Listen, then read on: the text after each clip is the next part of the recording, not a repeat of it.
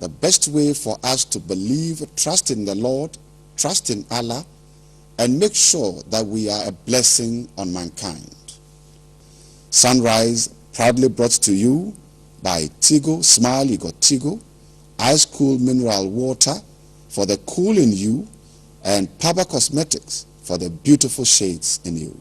I go for a short commercial break, and when I return, I will start the day's activities with Imam Rashid Salawatia, who will be talking expectations for 2013.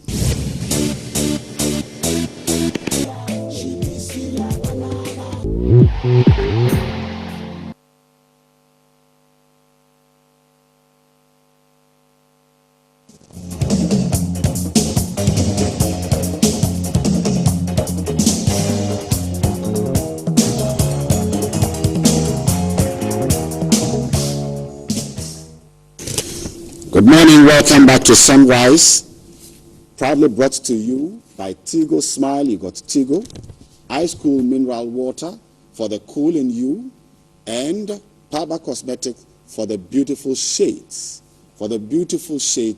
of you. This morning, as I told you before the start of the commercial break, we are going to look at the expectations of 2013. And in the studio to do this important discussion is Imam Rashid Salawatia. Imam, you're welcome to Sunrise. Thank you very much. I'm honored. Right. It's great to have to meet you as well. Right. Imam. Yes. Anytime you have a situation of people talking, you see descriptions. Imam, Sheikh. Who is an Imam? Yeah. An Imam, literally, an Imam is a leader. He stands in front of people to educate them, to preach to them, and he takes the lead in showing exemplary life for people to emulate. The Imam is he who teaches people to be law-abiding, to be good citizens, to be God-fearing, to be steadfast. Everything that the Almighty God had commanded mankind to do. In fact, as a matter of fact, the Imam is the one who should lead the people in nation building. He should talk about nation building. He should talk about prosperity. He should lead people industrially to become industrially dependent.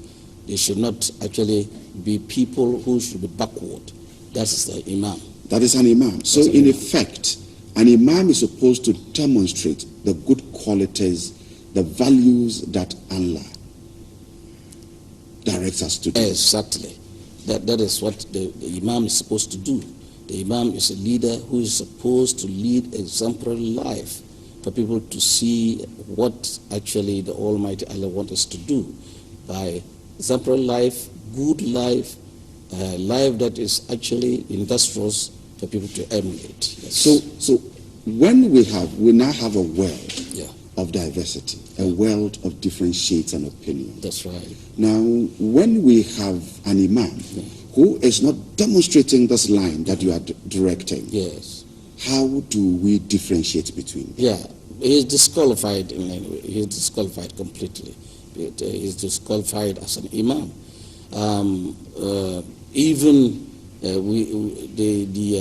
The word Imam, people can just take it in how. As a matter of fact, we have systems put in place by the Almighty God and also the prophets as how to become an Imam, a leader, and a Sheikh. Now, we prefer to be called Sheihu because we have difference. We have a Sheikh and a Sheihu. A Sheikh is maybe a scholar. You can call him a scholar. Anybody who graduates from the Arab world is called Sheikh. But a Sheihu is he who is ordained a priest who has been actually gone through a systematic election, nomination, etc., etc. And he has been put in the front of the society, recognized by the people and also recognized by the hierarchy of the religious body. That he is a sheikh, a shehu. And a shehu is actually the one who commands more respect and more his duty because of the scope of his duty. Nobody can become an imam. If two people are to pray, definitely one should lead the prayer. And at that time, that particular time, the one who leads the prayer is called an imam. Now, who therefore is a malam? Yeah. When we say a malam. Yeah. Malam is a corrupt word of mu'allim. Mu'allim means a teacher. A teacher. So simply, malam means a teacher. The one who teaches Arabic and teaches this. But here, if we say malam, it has a meaning. Malam means the one who is seen to be helping people, concocting certain things for people to take, and also healing others and so on. So we have the correct ones, we have the fake ones too. Now, a malam, as we would know it here, is what people should say, that you go and consult him and so on. Even though some of the systems and methods that he is using are 100% Islamic, but sometimes they can overdo, they can go to excesses, which is not actually Islamic. So when someone who is helping somebody, maybe in terms of helping or curing somebody, or maybe supporting somebody in terms of his problems or her problems, is the correct word malam used for him? In fact, no. The sheikh, the imam is to lead prayers and lead the people, but the sheikh is supposed to cure people physically, physiologically, and also spiritually. We have spiritual problems in the world, and the sheikh is the one who is responsible to cure people who have problems pertaining to spirituality. And at the same time, the sheikh should be in a position to cure people physiologically. When there was no hospitals, it was the sheikhs who used to do that. A very good example is Ibn Sina, which in English we call him Avicenna, who actually discovered the hospital, and he wrote the canons of Avicenna, which are in place, which are very in use. It's very much in use up to now in our hospitals. If you have to study medicine, you have to go through the canons of Avicenna. Avicenna was a sheikh, but he was actually a sheikh, and he knows everything about chemistry.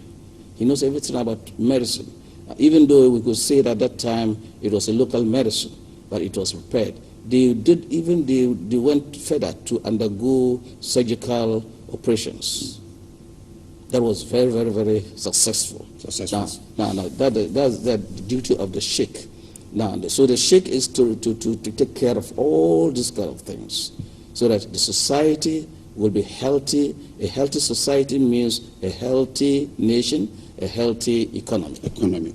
And so then, if we are looking at malam, and as a malam to be a teacher, then it means that malam should be confined and make sure that he takes his place. That's our hope, actually. That's our hope. That is our hope. Yeah. And so how can we get there? Yeah. If we really want to let society understand the teachings and educations that it stands for us to see normal development and rule of law, law and order. Yes. How do we make malams respect their role and stay there? Yeah.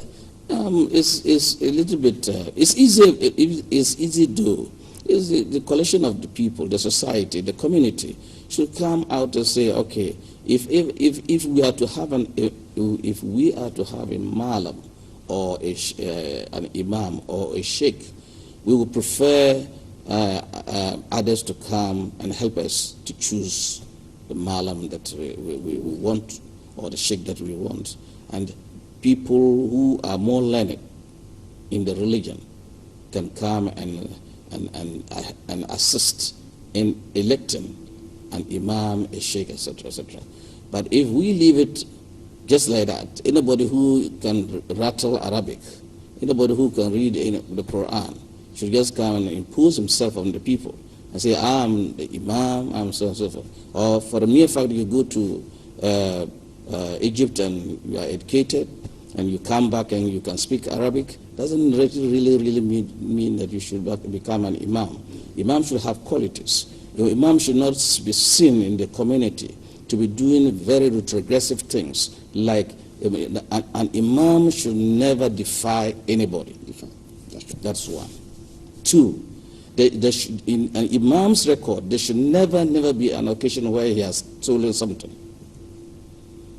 Three, lies is never in the vocabulary of an imam. So if imam is found to be lying, he is disqualified completely as an imam. We are having these problems because we don't have this system in place. When I was becoming an imam, I had to undergo several interviews. I've written the late Major Sinari, may he rest in perfect peace. He was the first black Ghanaian to become the chief imam of the armed forces. After him, when he retired, his successor was Alagi